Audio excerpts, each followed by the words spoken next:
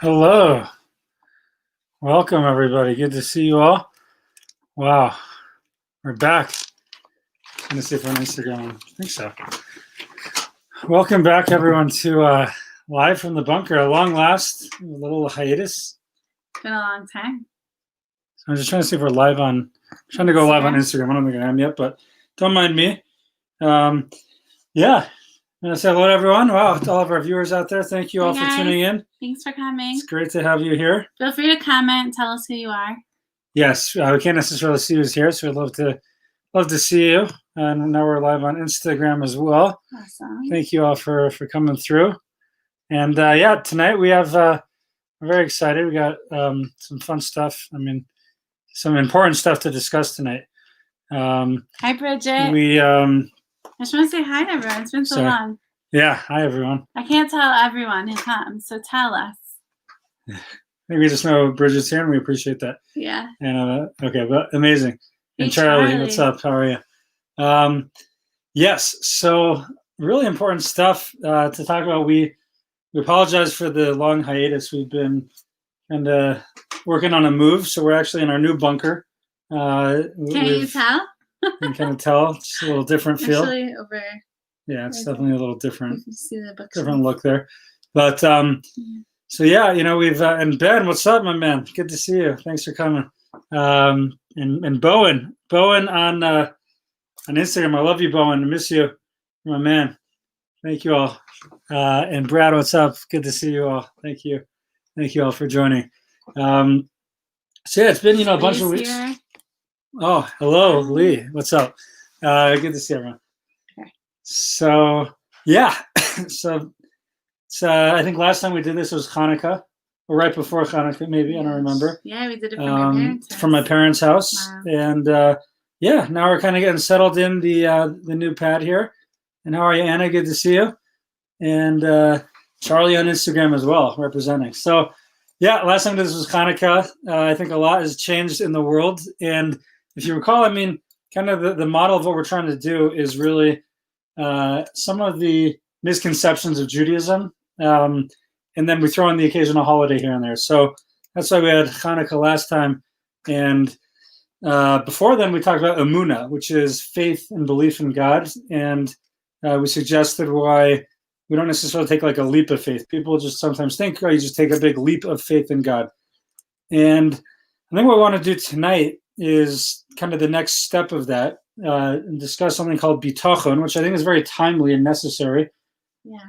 And I think actually, as a matter of fact, it's so important. Like I talk about this maybe a little bit too much sometimes even. Like I did something very similar when we just started going remote. And it was before the format of Live from the Bunker. And I talked about this topic when the pandemic kind of first happened. And I think that this idea of bitachon that we're going to discuss tonight, it's like the cousin of emunah, of faith, that sometimes people maybe have a misconception that, okay, I believe in God, I believe he created the world, but like, that's it, like he doesn't do anything since he created the world. He just sits up in his, metaphorical chair and watches world events unfold. And there's no like personal involvement with our lives. People might think that. And sometimes it could feel that way also if we're not, looking otherwise. Exactly. And, it's interesting just, and we'll tackle more what this topic is all about and how it can really transform our lives. But like when you think about everything that's happened, I guess, since we did this last time, you could even say, even if we would have done this a week ago, the way that the world has changed in a week. There's a lot that's happened, like last week, as we all know too well, violent, angry mobs storming the Capitol, intending, who knows what I think we know their intentions, very sinister intentions. You saw the lovely looking fellow there wearing the Camp Auschwitz sweatshirt. Last week, there was a congresswoman from Illinois saying that Hitler was right in his ability to captivate the youth, the desire to captivate the youth. You didn't tell me about that one. And even, I usually update Sarah on world events, and I forgot about that one. I forgot to update on that one. Yeah. So, you know, It's crazy. Like when we were here together on Hanukkah, you could say, "You just wait. The world's gonna change in the next few weeks," and we'd be like, "Come on! Like we've been through so much change. Like what else could there be? yeah, Like nothing can shake us until there's more." exactly. I saw a lot of things on, on Facebook or whatever, and Twitter. We all thought like, oh, we're done with 2020, so like now we're good, And 2021 comes in. Yeah, and then I'm saying, Brad, yeah, there's other shirts that said something even worse. I believe that, definitely. Yeah, so it was disturbing, and you saw, anti-Semitism rear its ugly head, from the far right, and yeah, it's ugly and it's scary. Anti-Semitism, fascists and mob mentality, it was terrifying. I think a lot of us were shook, a lot of us were shaken, and truly, I think we fell off Instagram. I'm sorry on my Instagram folks here. I don't know why it has a bad connection, but it always does that. I'm sorry. Okay, we're back here on Instagram though. Yeah, and we sit here, a week before inauguration, and the FBI is warning about threats, in each one of the 50, states about some sort of violent, riots to the Capitol. I saw actually on Twitter the Denver police put some like cryptic statement out that they're aware of, the activities and ready to respond as necessary. So, yeah, so it's pretty. If we needed toilet paper before. Yeah. I mean, our problems seem to only be getting magnified. So it reminds actually what I said, quoting the great Rebbe Nachman of Breslev at the very beginning of this whole thing in March. Like, because again, we actually spoke about this very topic, and I'm sure if some of you were here, that's awesome. But I think it's so important we even review it. But Rebbe Nachman said, the whole entire world is a very narrow bridge, and the main thing is not to be scared at all. The whole entire world is a very narrow bridge, a very narrow bridge, a very narrow bridge. So the main thing is not to be scared at all, which is obviously easier said than done, and we have to kind of understand that. So, it's interesting to consider. It's interesting to consider, like, typically, if the whole world is a very narrow bridge, and I'm afraid of heights, then that means it's like pretty scary when you think about it. Right? It's like kind of terrifying. You're like kind of frozen. You're a little bit numb. You're really building up our topic. Yeah, thank you. Yeah. You're kind of like paralyzed. Like, how does one move forward when they're stuck in the middle of this very narrow bridge? How do they plow forward? And I think that it's something that we got to like think about and learn about.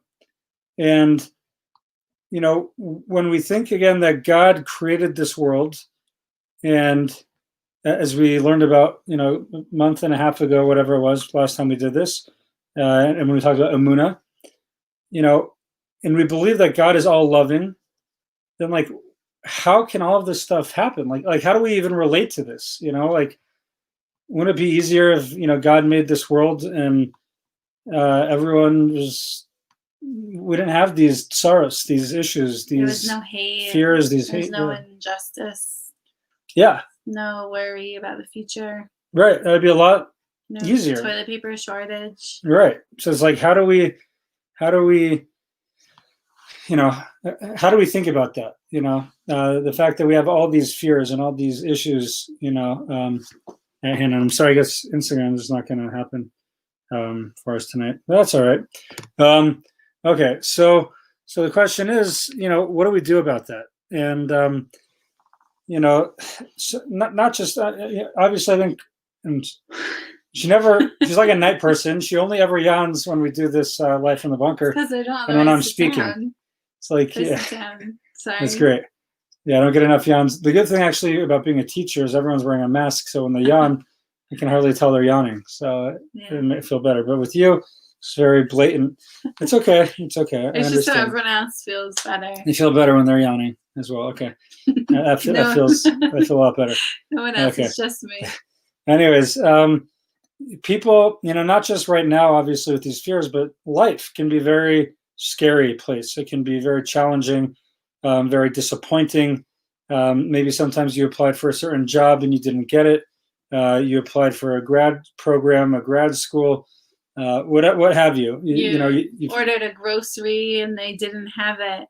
Or, I mean, from little to big, there's so many things in life that we can really look at, and we can be frustrated about the little things. Like, those emotions can come with the little things and the big things. Right. As a matter of fact, one example of that is the topic of tonight is about Bitachon, which actually looks very similar to Bitcoin.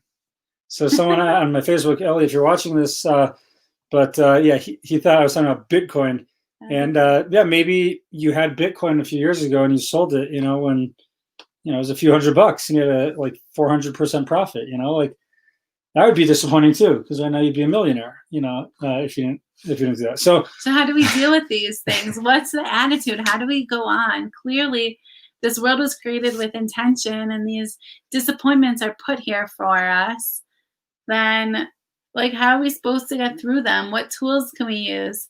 So what we want to talk about tonight is something more than just a tool. It's it's underlying. It's a shortcut. Yeah, exactly. And it's just a way of viewing life. And I think it's really critical. And I think that I'm sure I know we've talked about this ad nauseum, so I don't want to even go there too much, but every time a person opens up the newspaper, no one has newspapers anymore.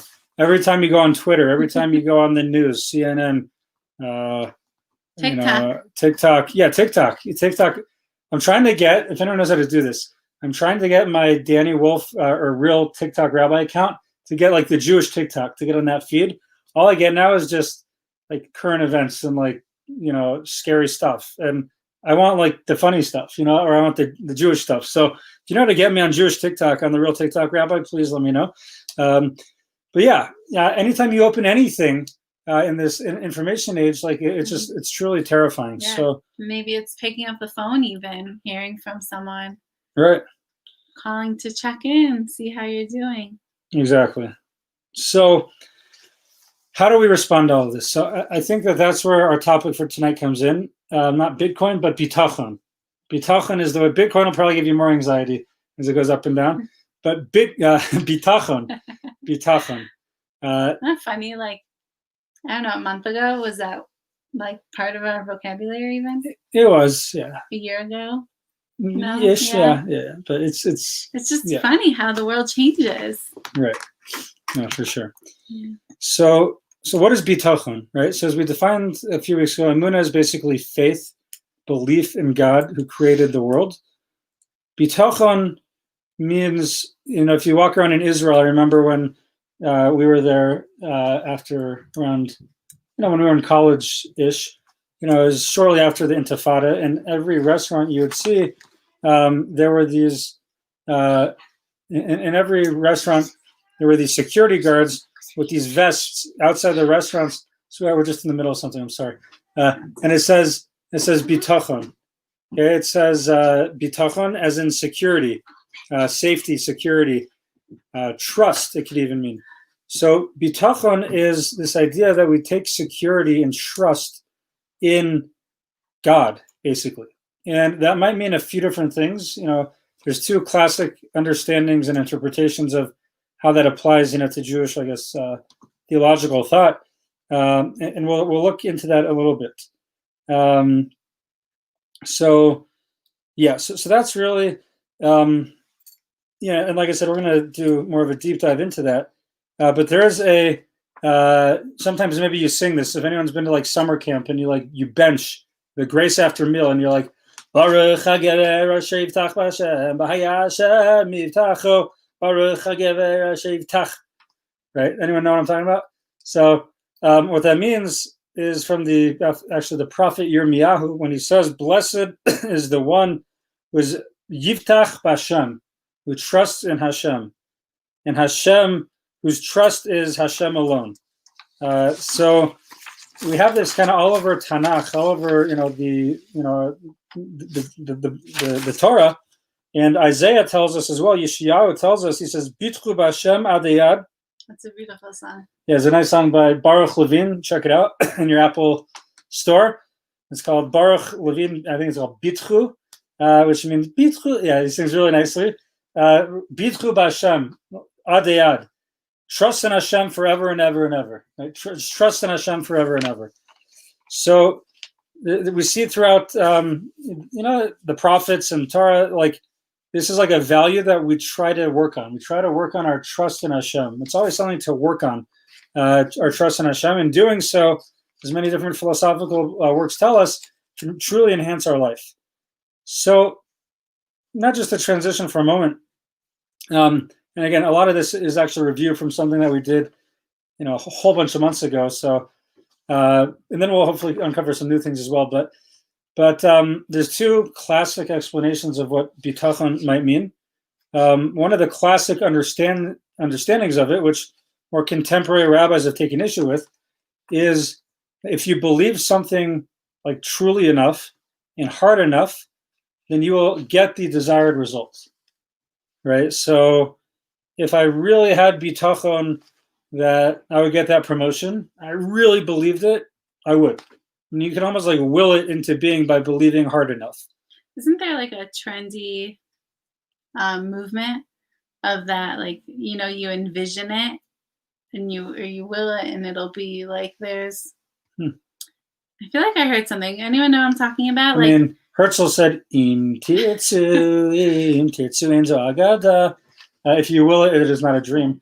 But that's Herzl. That's not like a Torah source at all. Right. Even more contemporary. Right. There's a movement of like you envision yourself with that promotion or with whatever it is. And if you think hard enough about it, you will it into power. Yeah. I think Charlie Harari talks about that. It's like a healthy exercise to do is to like, plan your life like 5 years from now, and like don't hold back. Like think big, and then you kind of lay out that outline for what should be. So maybe it's a similar kind of school of thought, and there's certainly a basis for this in rabbinic literature. The problem with this is that as the Chazon Ish really developed, is that as a lot of people can attest, it doesn't always quite work out that way. Like some people truly deeply want certain things to happen, certain results, certain they like to see certain things occur, and they don't, even though they wanted it very, very hard. They really, really wanted it. Sometimes the answer is just no, because right, exactly. Yeah, exactly. And there's an interesting story I remember I heard from Rabbi Pesach Krohn. He's a well-known speaker in the Jewish world, and he came to Yeshiva University where I was in rabbinical school. And I remember he said that one time, his father, I think, was like very ill, very, very sick, and he went to visit Rabbi Shimon Schwab, who's a great rabbi in Washington Heights, leading the German Jewish community there, where we used to live actually in Washington Heights. And Rabbi Schwab asked how his father was, and Rabbi Krohn said, "I have bitachon that he's going to like fully come out of this and be totally fine." And Rabbi Krohn relates that Rabbi Schwab was a little bit agitated, I guess, with that response, and he said that's actually not what bitachon means.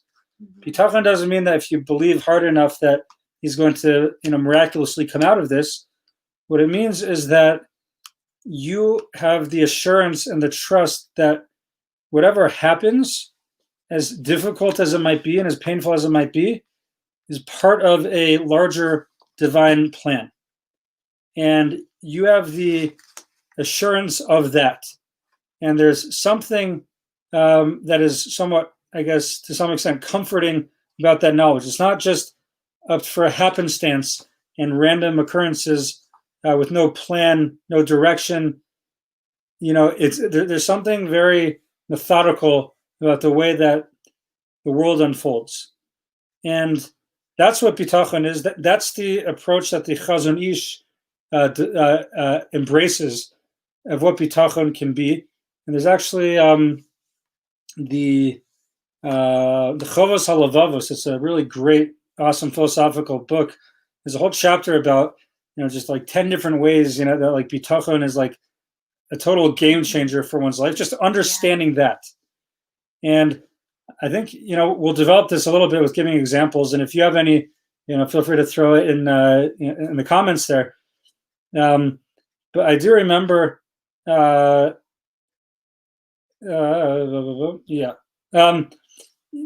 I remember, just as a kid, even before I was like the rabbinic figure I am today, I kind of intuited this. I remember that there was a long-standing tradition at my school that every student council president, which I was, of course, every student council president goes to the University of Pennsylvania. And sure enough, that didn't happen for me. And I remember like I could have been like just downtrodden and depressed. I really liked it when I went there. That amazing cookies in the cafeteria. Big shout out to my sister. If she's watching. She went. She made it right for our family. Did you eat the cookies, Jess? That's what I want to know. Who? Oh, Jess. She's probably not with us right now, though. No. But maybe later. Probably not. She's probably never going to see this. No. But we'll have to tell her to give her a shout out, and then maybe she'll watch. Yeah. Okay. At 21:40, she watched. So note to self: 21:40. My sister's got to watch. But the cookies were great. But I didn't get in. Okay, and it could have been very depressing, very sad, very difficult, very painful. Your dream is shattered. Right, but I kind of had this idea that like, okay, like it must be that like I'm not meant to go there. I intuited it. Like it must be part of this plan that it's just not meant to happen for me. And I was kind of good with it. It was just more embarrassing when everyone like knew, like, ooh, I wonder if he got in. It was a little bit embarrassing, but and sometimes honestly that probably is a factor, right? Sometimes there are things that we really care about, and sometimes it's things that more relate to our image. Right. Exactly. Yeah, exactly. It's more of a superficial problem than a real problem. Right. And like a friend told me recently, she wasn't feeling well, and then she told me she figured out they really had food poisoning from the chicken that they ate. But like, what's the point? It's like, what's the point? I'm sure. Like it could be embarrassing. You ate something with you ate something bad, but it's just, I don't know what the point is. Okay. It's late. It's a good story. But yeah. Oh, just like maintaining our image, right? Like how much of what we do and our goals are about maintaining our image. Yeah. No, it's a good point. And just to be aware that, Hashem's not just watching to make sure we have a good image. He's watching for what's really best for us, including what's best for our image. And, that plays into dating a lot also, because sometimes people are looking for someone with a certain image. And that a lot of times can hold people back from finding the right one. Very nice. Right. They have this like paradigm of who's right for them, but they don't think outside that paradigm, so they get stuck. Yeah. Very good. Yeah. So that was one example. Another example is, we were a young married couple, and I was a paint subcontractor for Smart Coats in Boston, nice company there. And, I don't know much about paint. It's probably the wrong job for me, to be totally honest with you. But I went around house to house, and I tried to, you can notice that I was trained to notice like houses that needed paint. So I got a nice job in, I think it was Brookline, really nice neighborhood in the Boston area. Really nice job. I was pretty stoked. I got this job, and my painter, unfortunately. Can I just pause for a second? Yeah. So you said maybe it was the wrong job for me, and that's like lingo that we use. That's just normal lingo, right? But when we speak with bitachon, it was the right job. Like if it happens, then it was right. Yeah, good point. Thank you for that. You're right. It was the right job. I meant, given my I don't know, my background, my interests, my overall knowledge. Wasn't what It you wasn't would expect. it wasn't what I would have thought of as a good match for me. Yeah. And his history proves, there's something to that. But It was experience you're meant to yeah, have. it was good experience. So unfortunately, my painter, when he went to do the power wash at this really like 100-year-old house with lead paint, he didn't notice that the window was open in the house. So when he did the power wash, all the lead paint just went right into his house, and that wasn't so good. So that kind of did it for my paint subcontracting career, and I was kind of down because like that was a nice job. I mean, that was a nice job. It was an expensive job, and we were getting a nice cut of that. So that wasn't going to happen anymore, and I was disappointed. So I remember I was sitting down in the Boston Kollel, just learning. I'm like, okay, whatever. Like, I'm not going to learn. At least like plan for my eternity. Which is great.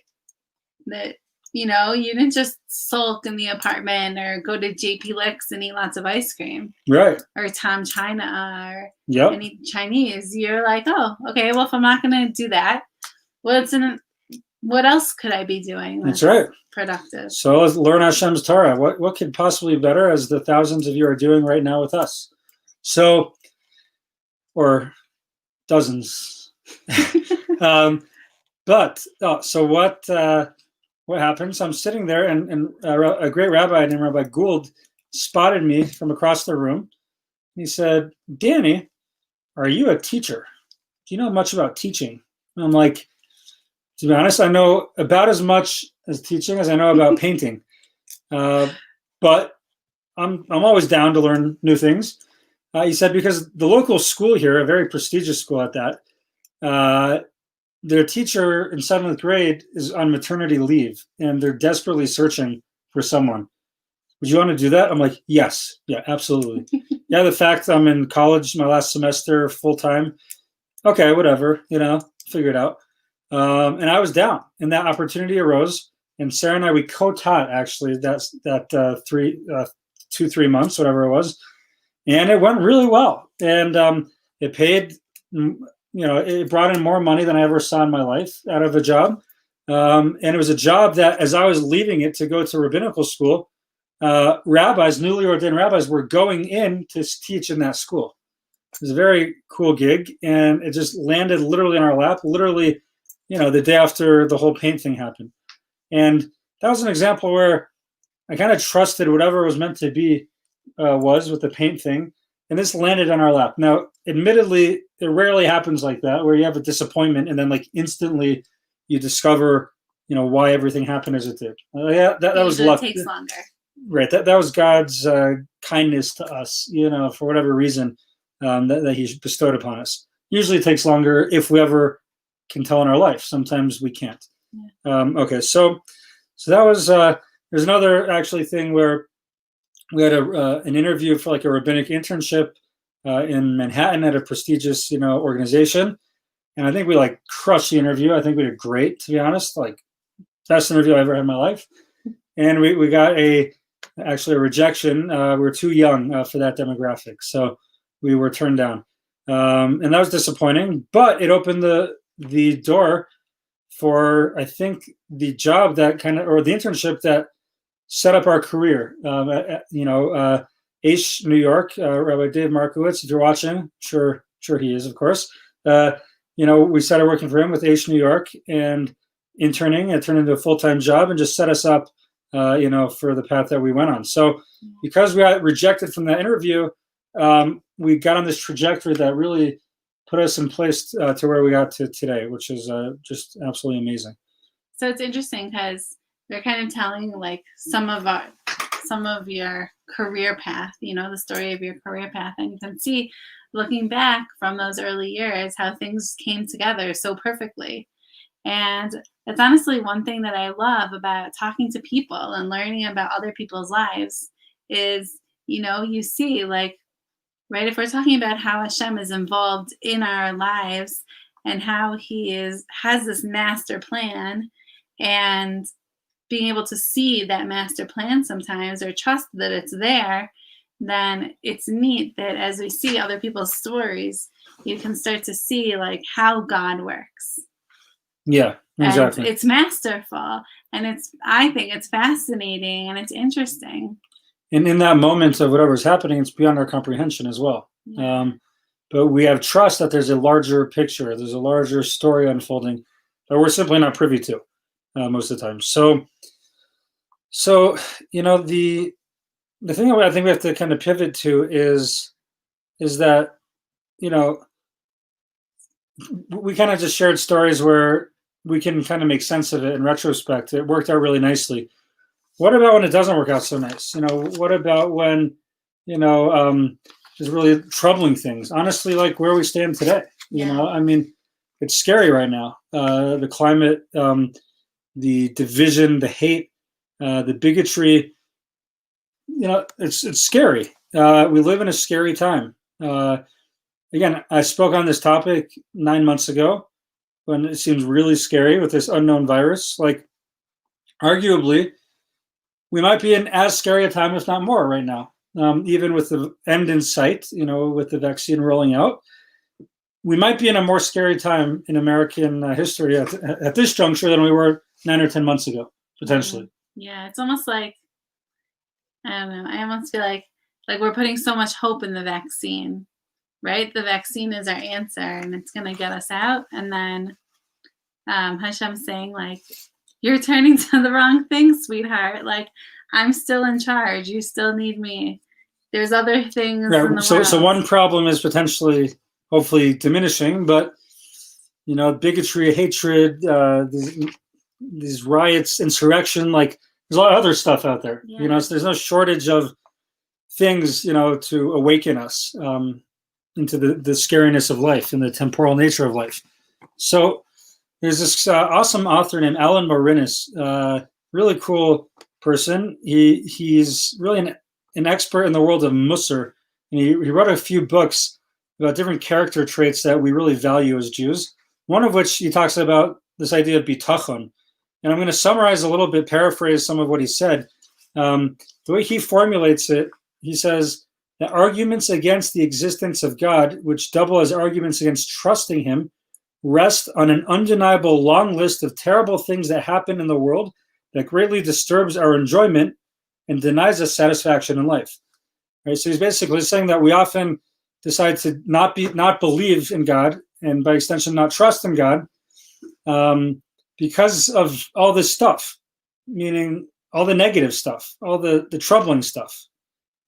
Interesting. And yeah, there's this cool idea. I don't know that I've ever shared it here, but it really blew my mind. There's this cool speaker. His name's Rabbi Schaefer. Ben-Zion Schaefer has a website called The Schmooze. It gives a lot of really interesting top classes on everything. Really philosophical guy, very practical, has relationships and brings in a lot of science and studies. Yeah. So he quotes, apparently in one book, Alan Dershowitz was asked, or maybe Alan Dershowitz wrote it, I don't remember which, but basically these intellectual philosopher professor people were meant to give God a grade on his creation of the world. So if we kind of, they're all professors here trying to give God a nice grade, how are you going to do it? Right? So on one hand, you walk outside, you look at the stars and the moon, and, you go look at the beach and the mountains and the beauty. There's so much beauty in nature. You open your eye, all the stuff we talked about, when we talk about Amunah. Oh, Todd remembers this.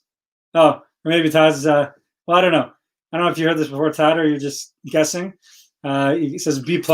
So actually, they came up, at least according to Rabbi Schaefer, maybe he has it wrong. Maybe Todd's actually right. But the way I have it in my notes from Rabbi Schaefer is he gave a B-. A B-. So why? Because on one end, the world's awesome.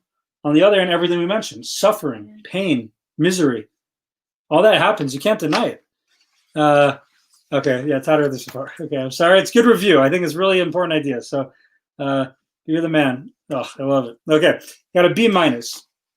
So there's one problem with this, right? That when you give an evaluation about someone or something, some sort of product, you go on Amazon, you give some sort of evaluation review. A review. You give a review about something. Are you doing unboxing? Are you doing unboxing? Has anyone ever heard of unboxing? I'm just curious. I learned about this in our staff meeting the other day. Apparently, it's the rage right now. Unboxing.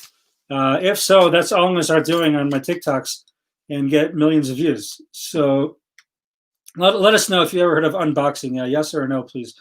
But the problem with this is that if you evaluate something, but you don't know the point of that something that you're evaluating, you can't give too much credence to the evaluation. Like, what's the grading scale or that grid that they use to grade? Yeah, you have like a rubric. Right, the rubric. Something as a teacher I need to start using more of. Right. Like you have a rubric, you have to know what you're looking at, what you're grading to give a respectable grade. Yeah.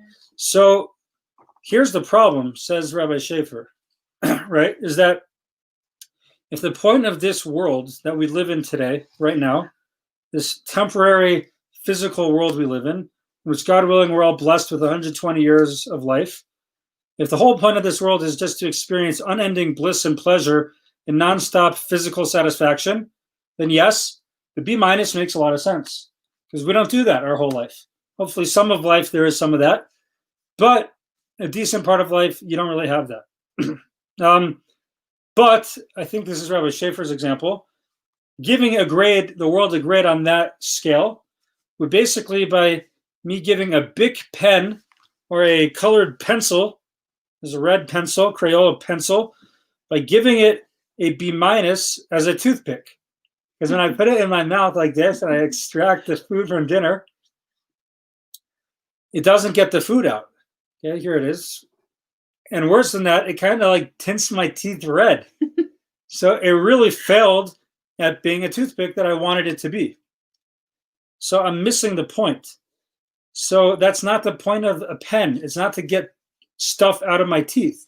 The point that's not the point of the world. It's just to get pleasure. The point of this world is not just to get physical, just not to get endless physical pleasure. Now, the world is immensely pleasurable, and we're meant to experience pleasure. Rabbi Noach Weinberg has, I think, 5 levels of pleasure, 6 levels of pleasure. There's a whole class about it, 5 levels of pleasure.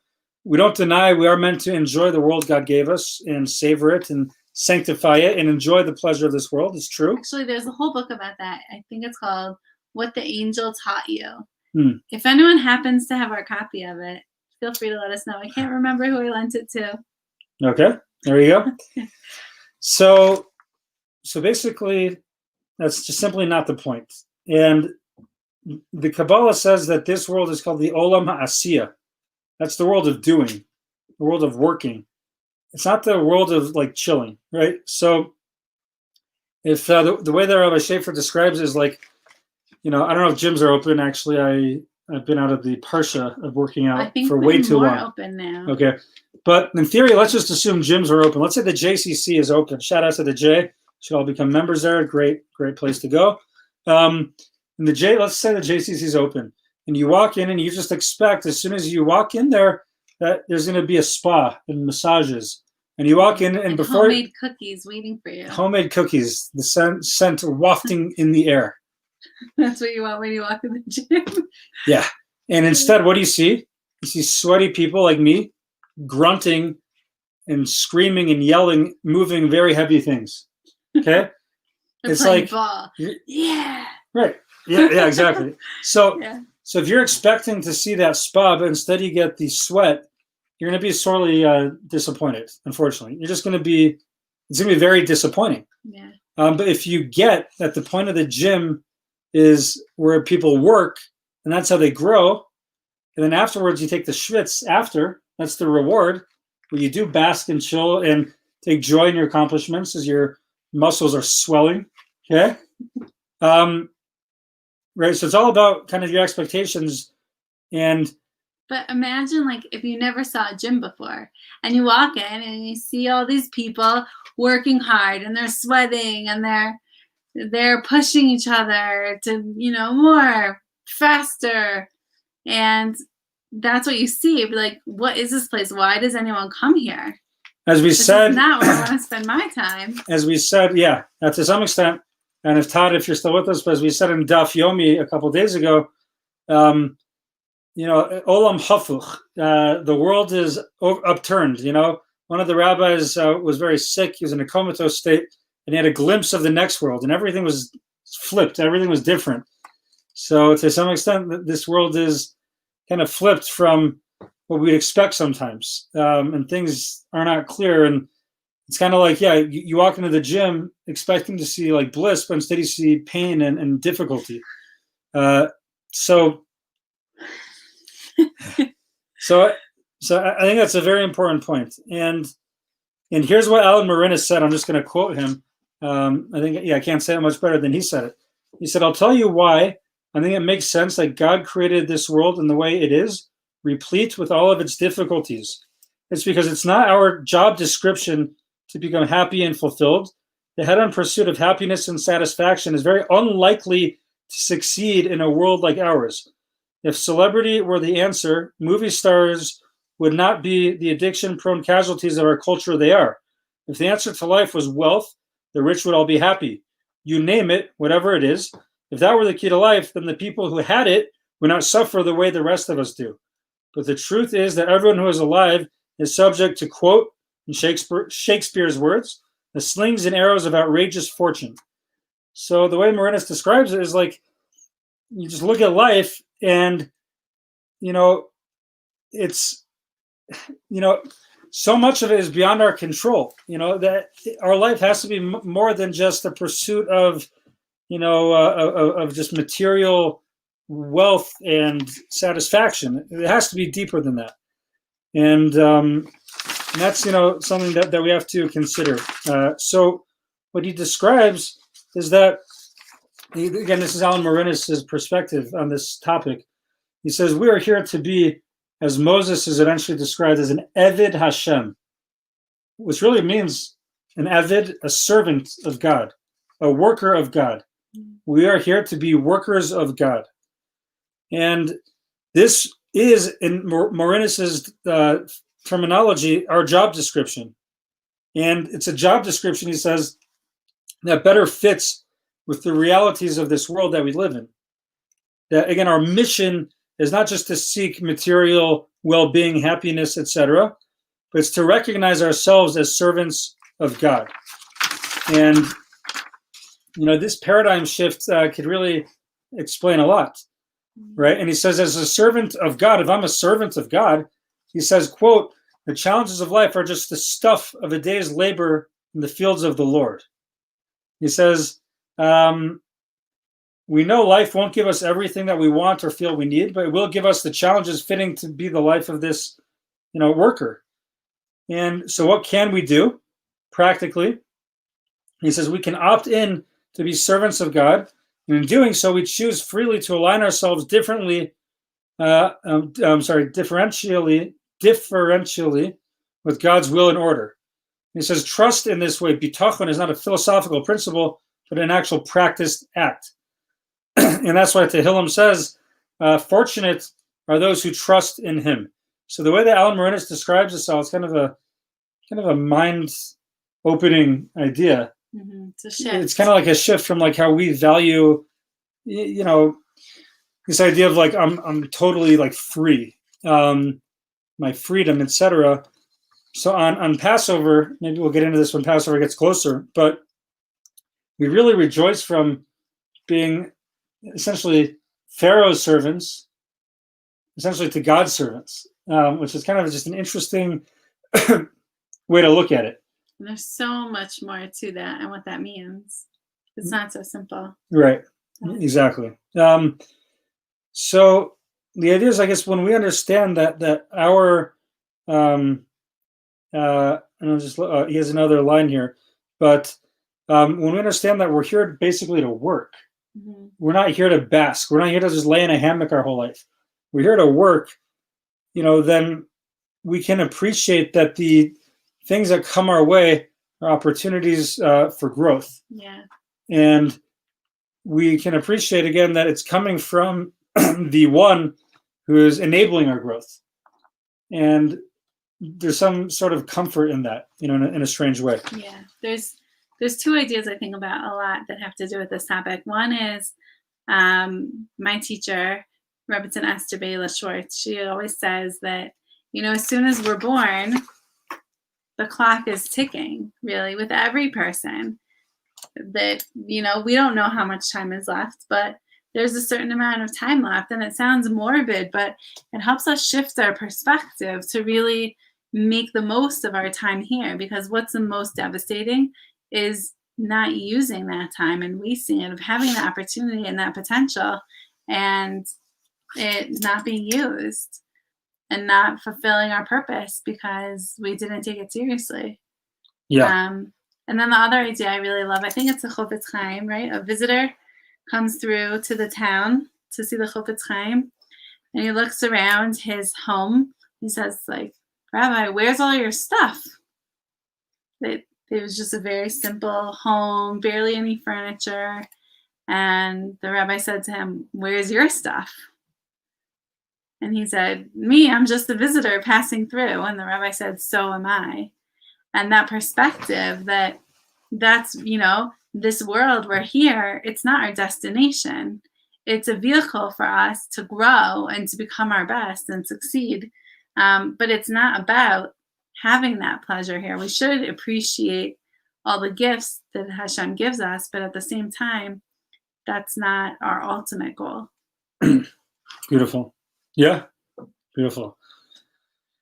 And yeah, I mean, I think just to bring it home again and to maybe just bring it back to the current state of events that we find ourselves in, like how do we deal with the situation at hand, right? And we didn't even really get into a very important topic of what we call Bitachon versus Shtadlus. Yeah. Meaning we might just, think, well, I have trust in Hashem, it's all going to work out, so I don't have to do anything. I can just, cross the street and, whatever, if I get hit, that's part of the plan, so that's fine. So we are meant to take what's called hishtadlus, which is steps to, act prudently and responsibly. And after those steps that we take, we did our part and we leave it up to God. So we have to be responsible and safe and careful, in life. But once we did everything we could, the rest is up to God. I think I mentioned before this idea. It's like a 3-pronged formula. One of the rabbis advances.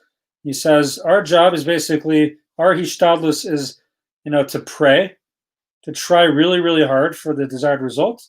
And then whatever happens, we know that we did our best. And that perspective can really give a lot of peace of mind, to a person. Yeah.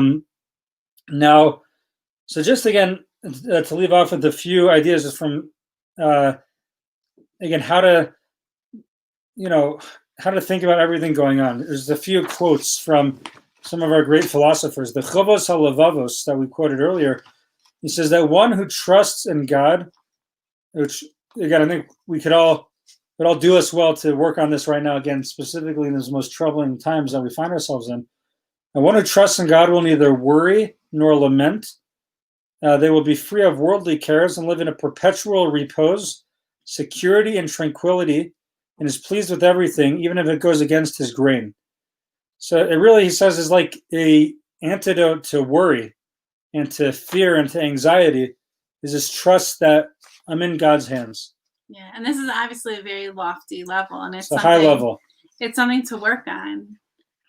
Even we have this radio. Give a shout out to Naki Radio, this Wi-Fi radio, and it's all Jewish content. So we were listening to a story on it earlier, and this man digs up this diamond, and he's so happy, and he's on the ship to go cash it in, and they really needed the money, and then the diamond gets lost.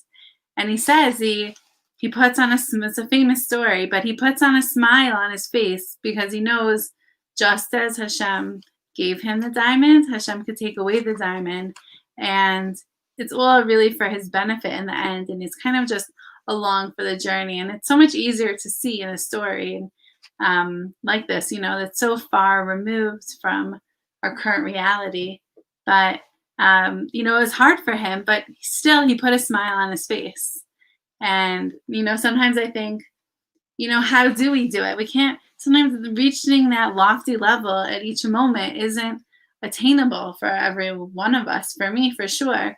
And sometimes it's just a matter of putting on that smile and acting like it as much as I can. And, from there, we become stronger in this area. That's how we grow. Yeah, that was very good point.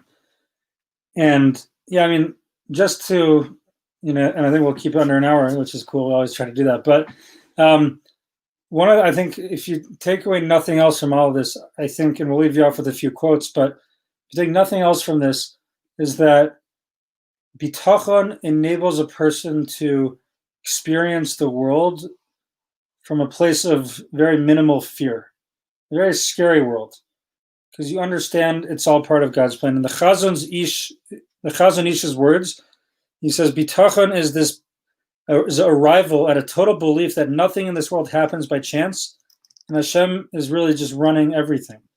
And Alan Marinis, I think, elaborates on this very eloquently. And again, I'll say his words, I'll just quote him. He says like this. He says that Bitachon gives us the capacity to act from a place of no fear. He says a heart cannot both hold fear and trust at the same time. When we cultivate trust, we inevitably loosen the grip that fear holds on our heart. Again, when we cultivate trust, we loosen the grip fear holds on our heart. Fear stifles and censors to the detriment of ourselves and the world. By activating trust in God, we transform ourselves into fearless, loving beings. And he says that Bitachon,